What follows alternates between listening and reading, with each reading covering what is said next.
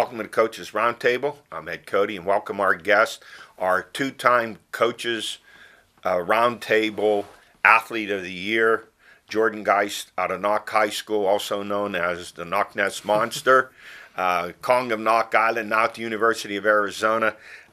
Jordan, congratulations on a fantastic freshman year that you had at the University of Arizona. Thank you very much. I just want to take time and get down and listen to his freshman accomplishments. He won the Pac-12 championship in the shot and disc. He was the 2018 Pac-12 Freshman Athlete of the Year.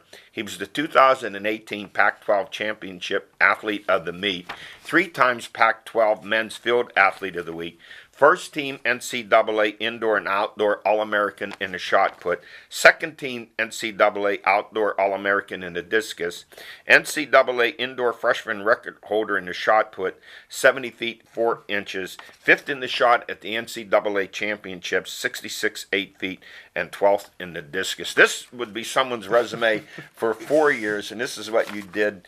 I'm taking this to be one of the greatest accomplishments by any athlete, especially a freshman, in Pac-12 history. Yeah, no, it was great to open up with a great season I did. Indoors was a little shaky, but once I got to outdoors, got a few more meets under my belt, things started clicking, and we just kept rolling. So what was the biggest transition for you going from Knock and competing in the WPAL and the PIAA? How hard was the transition going out to Arizona? The biggest difference for you? There was differences all across the board. I mean, academically, going to a Division I school, the academics at the University of Arizona are just incredible. Track and field-wise, though, it's just a different level of competition, you know. I mean, there's people from all over different countries, all over the world that are competing to become a national champion, and just the level it takes to even get to nationals is a lot higher than it was for high school. But the transition has gone pretty smoothly, throwing the heavier implements now than I did in high school, but thankfully I've been able to adjust pretty well. Did you throw the hammer also? Yes, sir. I threw the hammer. We just had an inter-squad meet last week, and I threw a mark that was a couple inches short of making it to NCAAs, actually. And you never threw that before in high school? I threw it at one meet at nationals, and I won the national championship in it, actually, in high school. So I know you trained a lot at Knock with your parents, who were outstanding track and field athletes themselves. So when you went there, what was the difference in training that you got with beyond the coaching, what you did in the training room? The difference in the training, for the most part, is just how much more serious it is. I mean, there's devoted times of the day for lifting, for throwing, for being in the training room and getting recovery. The actual level of coaching is very similar, but now that I have a different coach, things are being worded differently, and some of the technique things are a little different, and I've been able to improve drastically since I've gone out there. I was going to ask you that because you came from Knock with a shot put style and technique and a discus technique that you were comfortable with. So how much did they play with it or change it with you? And luckily, the college coach that I have, he has a very similar technical stance of what my club coach had in high school as well as my parents. So mostly it was just perfecting the stuff we have now and improving the things that I'm doing wrong. And that's still kind of our emphasis now, is just perfecting what we got last year on my personal best throw, is just trying to get that every throw and then getting bigger, stronger, and quicker so I'm able to be more consistent and throw further. I know a lot of college programs for the athletes, they have new nutrition guidelines and that. Are you into that also out there? Yep, we have a very good nutritionist. Whenever I first got out there, I was a little underweight, so I talked to him about the best ways to gain weight, and he gave me some tips and tricks about how to put on lean muscle and put on good weight instead of bad weight, so I'm not eating 50 cookies every night. Well, I was going to say you look bigger, but leaner to me. Is that Yep, what happened? Since I left high school, I've put on about 20 or 25 pounds, but my lifting numbers have gone up, so I've gotten a lot stronger, and I'm still about as quick as I was in high school. So where are you now, about 260? About 270. 270. I'm sure the football coaches are coming around taking a look at you in the weight training room. Now, you're coming up indoor track. Season will be starting here pretty soon. Yep, our first meet is January 11th at Northern Arizona University. So I'll throw a shot put in the weight there. And I know we talked about this before. You're going to have a chance to meet a fellow track star from the area, Aiden Owens out of North Allegheny High School, who's a decathlete at USC. Have you had a chance to talk to him at all? I haven't gotten a chance since I left the state, but once I get out there, we'll have a couple indoor meets together. If he's not redshirting indoors, I'll get a chance to talk to him out there. I wonder if you guys realize how unusual it is for two athletes from Western Pennsylvania to be participating in the Pac-12. Yeah, I mean, just from the recent history of track and field, I haven't known too many people to go out there. So let me ask you, I know a lot of this is individual. How much of an emphasis is placed on the team accomplishments, like winning the Pac-12, winning the NCAA championship?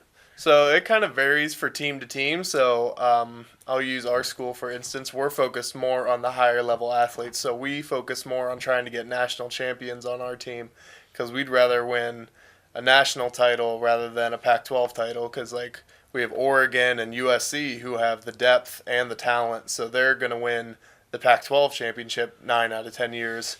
But with the University of Arizona, if we have 4 or 5 elite athletes competing at a national level, we have a better chance of winning a national title. Well, Jordan, let me ask you, correct me if I'm wrong, just around the corner, and it is just around the corner, 2020 Olympics coming up. So where are you in your thinking and work towards that goal? I'm right where I want to be. There's definitely a chance for me to make that team, especially because I have another year to develop better as an athlete and still getting used to throwing a 16-pound ball rather than a 12-pound ball. This past year, as a USA athlete, I ranked 4th in the nation for post-collegiates and collegiates, any American athlete. So hopefully I can keep improving my distances, like I said earlier, and get more consistent so I could set myself up to make an Olympic team. Now, I imagine you have to do quite a bit of traveling for your track, indoor and outdoor. So you have to be pretty disciplined in your studies. And how much of an adjustment has that been, going from high school to college, and you're a business major? The teachers are definitely they love working with athletes. They love teaching athletes just because we have that hard-working mentality, so they love working with us. So they're very accepting if we have to travel, and they're able to accommodate us very well. So I'll miss up to 2 or 3 days of class a week, every other week, and I just have to communicate really well with them, and they communicate with me for what I'm missing and what I need to make up. I mean, it's just amazing to me with the time that you're putting in with indoor and outdoor track, and then the demands on you academically, how disciplined you have to be. Yeah, no, time management has definitely been a great tool for working out in college. Especially whenever we're traveling, we have long plane trips. That's a good time to study or catch up on sleep if I'm missing out. But traveling, you just have to be careful that you're not having too much fun. A lot of it is getting ahead in the classroom. Even whenever we're not traveling, it's about getting good grades in the fall, but still trying to work hard on the track. So what are you finding out in the competition level? Like I watched your meets in high school, and you had a lot of the guys intimidated before they even got to the circle. Is some of that starting to occur now? They know a lot about you when you go into these meets ahead of time? Some people, yes, but the really good competitors, they know how to just brush it off, and that's why college is a different type of beast, is people will see someone throwing further than them, and sometimes that makes them throw further because they're trying to catch up to that person.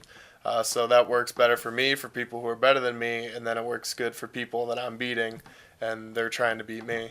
So where's your toughest competition coming from in the Pac-12 and nationally? From the Pac-12, we have a kid who's a year ahead of me from Cal. He got second in the Pac-12 in shot put and discus, and then on national level, the defending shot put champion out of Georgia is coming back. And then there's a kid my age from Texas who's also a very elite shot putter.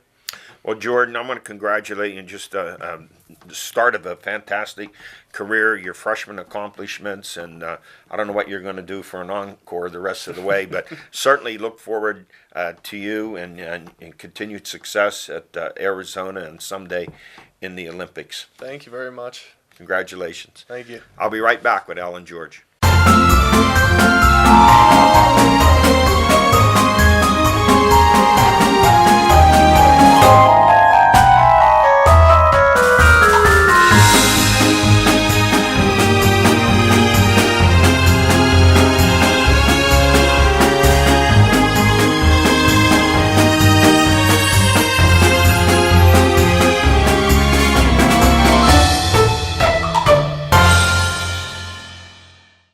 back, joined to my right by the Swami George Abraham, to my left by the Tiger Albert Campman.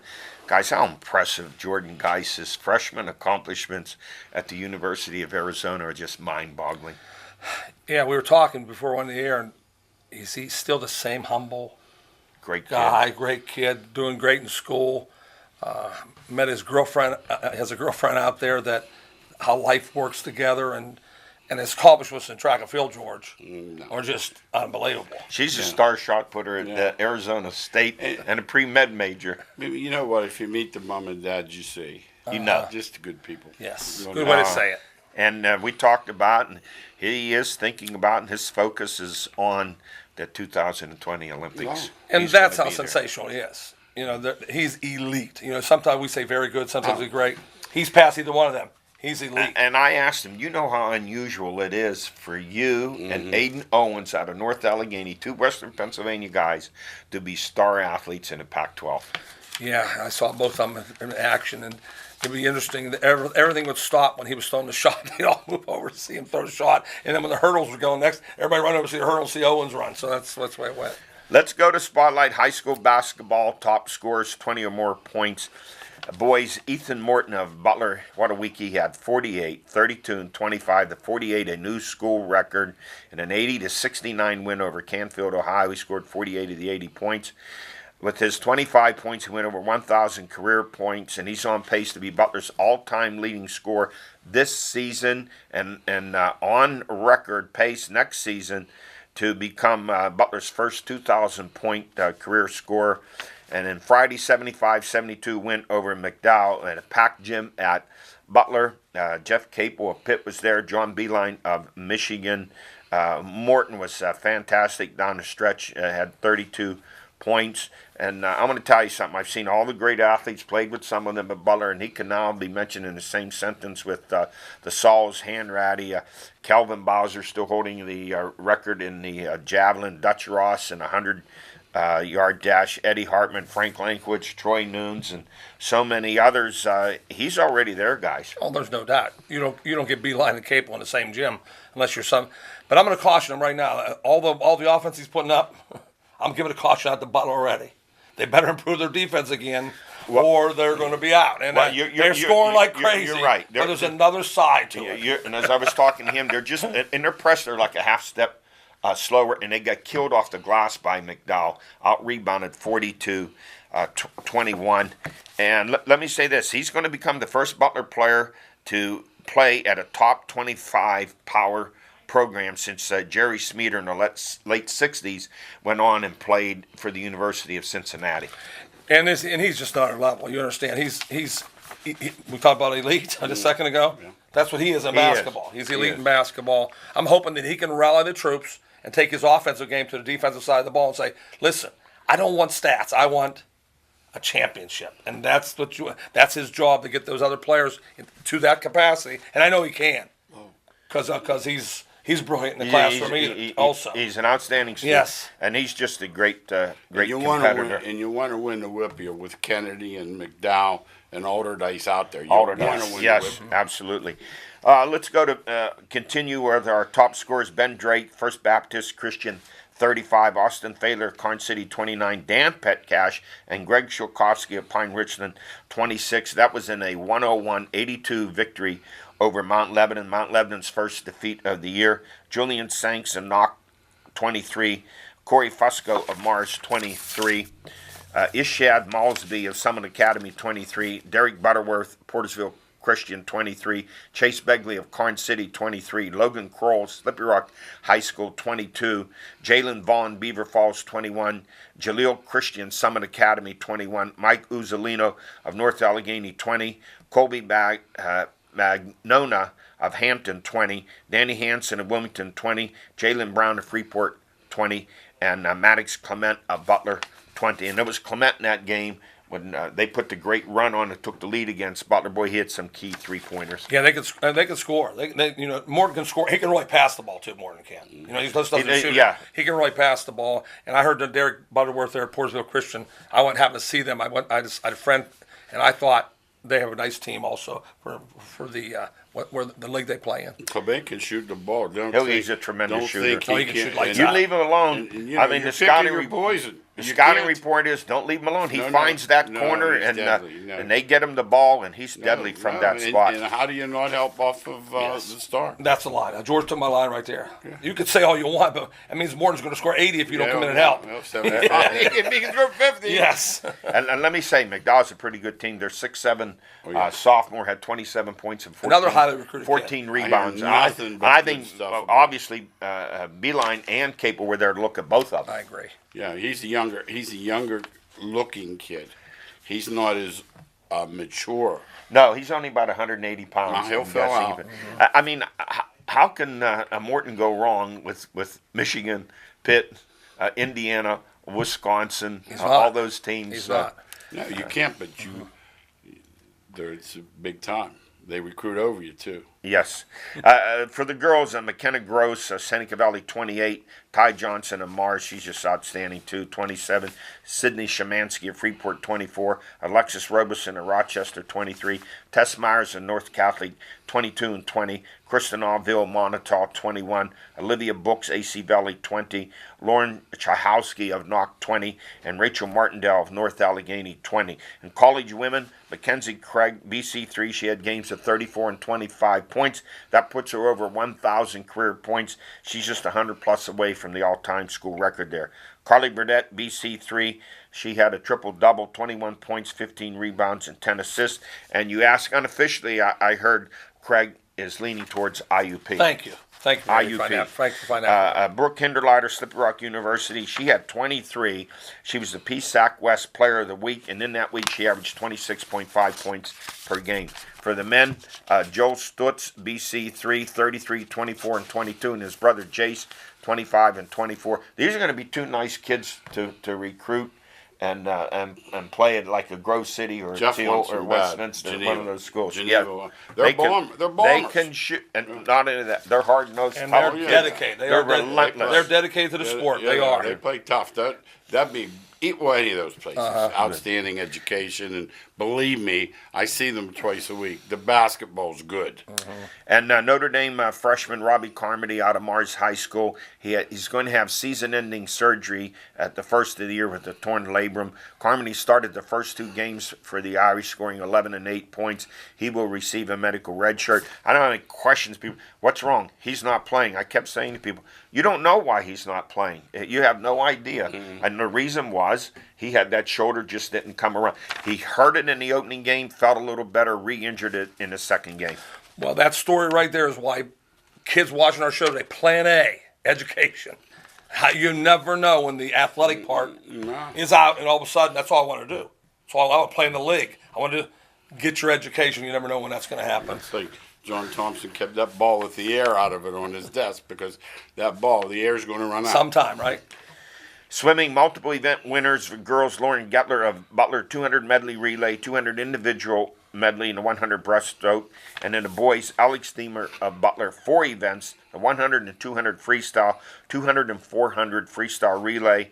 And brother Sam Deemer, 200 individual medley, 100 butterfly, and the 200 and 400 freestyle relay. We've had great swimmers in our area. Yes. That's the one sport, every year somebody comes up, it's really good. And we will have a swim meet to do between Butler and Seneca Valley on the 14th of February. Let's go to our high school power rankings. Basketball, we're getting up 5-6 games already. And 6A, Butler 5-0 and now number 9 in the state.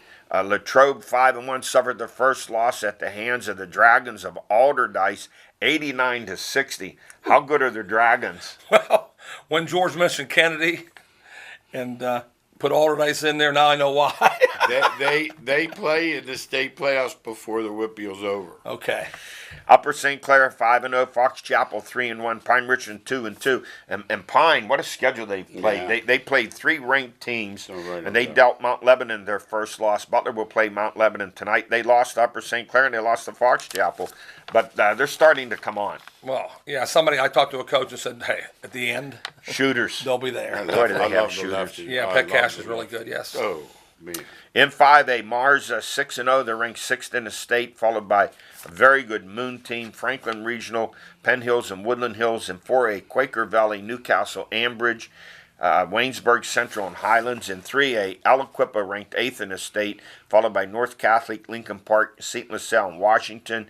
2A, Olsh, Jeanette, Swickley Academy, Sarah, Burgettstown, and Southside Beaver. And in 1A, Union 5-0. That's your team. Bishop Canavan, Clairton, Nazareth Prep, and Cornell. And for the girls, 6A, North Allegheny, Bethel Park, Peters Township, Norwin, all undefeated. Seneca Valley 5-1, taking their first loss of the season last night to North Allegheny. And in 5A, it's Mars, Chartiers Valley, Gateway, Oakland Catholic, South Fayette. In 4A, it's North Catholic, Blackhawk, Central Valley, Ambridge, Elizabeth Forward, and Freeport at 4-1. And in 3A, East Allegheny, Shayside Academy, Beaver, Washington, and Neshannock. In 2A, Bishop Canavan, Brentwood, Sarah Catholic, Fort Cherry, and Olsh. And in 1A, it's West Green, Greensburg Central Catholic, Swickley Academy, Clairton, and Vincentian. And don't let that fool you, Vincentian 3-3. They always play a tough schedule at the beginning of the year, and then they come on like gangbusters. Same thing with the I boys. had the Union boys. Man, are they good. And the Shanty girls. They're good too. One loss, but they're they're right Beaver in at there. the buzzer. Yeah, Yes. they were ahead the whole game. Let's go to our stories of the week. The NFL, and strange things are happening in the NFL. The Steelers 17, the Patriots 10. The Steelers snap a 3-game losing streak this season and a 5-game losing streak with New England rookie running back Jalen Samuels, 19 carries, 142 yards. The Steelers defense, coupled with 14 penalties for 106 yards against New England. I don't know the last time I ever seen New England pile up that many Well, you should blame penalties. Belichick because you give them all the credit when they do everything good. Yeah. Someone should blame him. I'm He blaming gets him. all the credit. I'm calling him out. He gets all the credit. Red zone penalties. Oh. 2 holding penalties in red zone, 3 or 4 procedural penalties. And were they trying to do too much, getting too complicated? No. Just the procedure And Gronk's penalties were hurt too, killers. by the way. My Yeah, goodness. this is his last year. He can't run. Yeah, a lot of no those question. were pre-snap penalties, which you never see. Discipline penalties. You know, they were uncharacteristically. Yeah. No. Gronk Yes. had 2 catches for 21 yards. Yeah, but that's not- he can't run. No, it looks like he's hurt. Now, let me say this. You look at New England 9-5, and everyone's saying, man, they look bad because we're used to them being 11-2, 12-2. But just given the eye test, not looking at all the stats, they're not the same. There's something missing there. However, let me say this. Easy, Steeler fans, because you may be going to Foxborough sometime in January for a playoff game. Their possibly. big game is Sunday. If the Eagles beat Houston, they have home field. Who does? New England. New England. Because they have Right. a tiebreaker. They beat them. The biggest thing happening Sunday for them is Philly. It can beat Houston. Right. And they there, can't. there you go. Now, all of a sudden, they look so much better with Foles back. Well, they're 6-0 at home, too, New England. Let's look. Normally, what are they on the road? Like They're 6-2. They're 3-5. They finished 3-5 in a row. That's unusual. They have Buffalo and the Jets, but Both at home. It's just funny to me. A week ago, the critics were burying the Steelers after the loss to Oakland. Now they're elevating them to playoff status, and In the middle. which is the real Steelers? Well, the real Steelers are the record. That's what it is. And one of the things I'll call out, and I'm calling them out drastically, they'd be in the playoffs right now if Boswell kicked the ball right. They'd have 2 more wins. Yeah. No, he almost lost this one again. Yeah. And Yes. they'd have all he had to do was kick like he normally kicks. Their record's 11-5. this But is we said that last week. Yeah. Though. Cleveland could be 9-4. They've lost 4 games by a total. But I can't 12 call out points. one guy. Yeah. I'm calling out one guy for the they Steelers. did it. This They guy did should be change gone. kickers. This isn't the community chest No, or, it is. He or should the be gone. Girl Scouts. They're going to let him lose a game. He already for lost them, 2 or 3 and he's already. going to lose one more. Yeah, Now- it's a shame. New England for the Steelers is a litmus test, but the Steelers for New England is not a measuring stick. I don't think that right now there's no measuring sticks in the pros. I don't think so. But I think in for the old the days, they were Steelers, worse. well, They no, were I used to be. think going into this game, the Steelers, this was a real. Had they lost in New England, it would They're really out. been. Well, they're out. If they lost. Yeah. And they still might be out. That's the big thing. They could still See, be I out. don't think the Ravens will beat San Diego. I think they're all worried about nothing. Oh, you think they're going to win that game? Easy. Okay. So, what do we do at New England? Do we are they still dangerous? Do Oh, we for still- sure. I think the NFL, as you said, it's so wide. Yeah, that's open. why. I That's don't know why. any. I wouldn't count out Indianapolis, Don't count anybody out. Tennessee, No. even. Every You know, week. and you guys said it best. All the teams are either good on one side of the ball or the other. Like, that's the problem. Like, I know the New There's no great Orleans team. and the Rams, but they don't stop it. And There's now no New great Orleans team. stop it. There's but no they're great not team. scoring. There's no great team. Now, NFL defense, rushing, back to yesteryear. Listen to these scores besides the Steelers 17-10, Baltimore 20-12 over Tampa, Washington 16-13, Buffalo 14-13, Tennessee 17-0, Indianapolis 23-0. 8 different running backs ran for over 100 yards last week. So I'm saying the defenses, maybe they found some new way to deal with these offense. Plus, the yellow flags. You forgot killing drives. Forgot one more thing. Killing drives. Mother Nature. Yeah, some of The it. weather was bad in Baltimore. Weather was bad in New York. A lot of bad but not weather. in Indy. No, it's inside. No. But a lot of yellow flags are killing drives. I hate too. that. I hate this. And what tons. is happening is the NFL is they're all going to what the Rams have been running. They all go to those and when Philadelphia runs. And I think the defenses, when they see all these over week after week, they know what to do against it now. Yeah. They're on it now. They are. The Rams look normal. I think that call down on the 2-yard line holding against New England was a stretch. That happens in so many plays. So many Where stretches. do you ever see a holding call on the 1-yard line? Yeah, there's calls. There's calls. We talk constantly. about advantage, disadvantage. We talk in refereeing, and that's the big thing there. Was there an advantage gained? Well, this week, don't miss games. Baltimore Saturday at the Chargers. The Chargers by 4.5. Steelers at the Saints, and KC at Seattle. The Chiefs by 2.5. I know everyone's saying, "Hey, the Saints, they only scored 50 points their last 3 games." Since Week 10, they have the NFL's number 1 defense. Well, they're so good at home. Don't even compare. The Steelers going to New Orleans. That's a 10-point difference. If New Orleans was coming to Pittsburgh, it's a 10-point difference. No question. No. I don't think anybody. Can anybody win in New Orleans, Georgia, in the playoffs? No. I don't think it's tough to win in New agree. Orleans. I No, agree. they come out of 3 straight road games, so they're filling their oats. Yeah, right now the way things are, you've seen the Rams have come back to the pack. They all have. Teams with a real strong front 4 rush, they could drop 7 guys back. They're causing Goff a lot of problems, taking away the deep threat.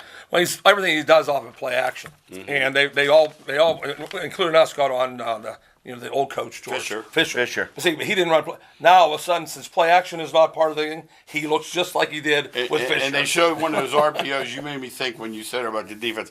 They showed one the other day early, and they showed one the other day where the guy put the ball and not one of the linebackers. They know now, don't they? They know. Yes. High school news out of the PIAA. There will be no split between the public and private schools. We can forget talking about it. And WPIAL Executive Director Tim O'Malley says 6 football classifications not working. There's a lack of a competitive balance there, many blowout games. He wants to return to 4 football classes.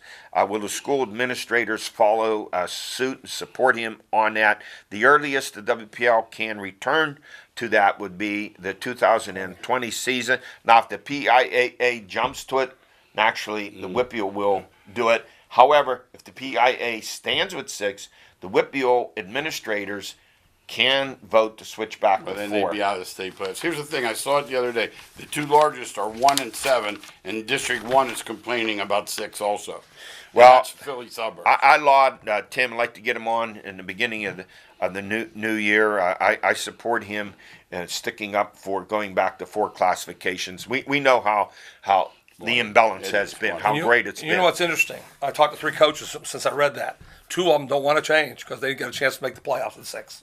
Do you understand? And that's who's going to decide it. He didn't. He said the teams are going to decide, not us. Yeah. They're going to vote it down because they like being in the playoffs. Do you Less understand? competition. Well, I the think competition's less. I They think- really like it. Yeah, but I think with the other classification, you have the majority of them voting for it. Hey, that's it. We've run out of time. We'll see you next week.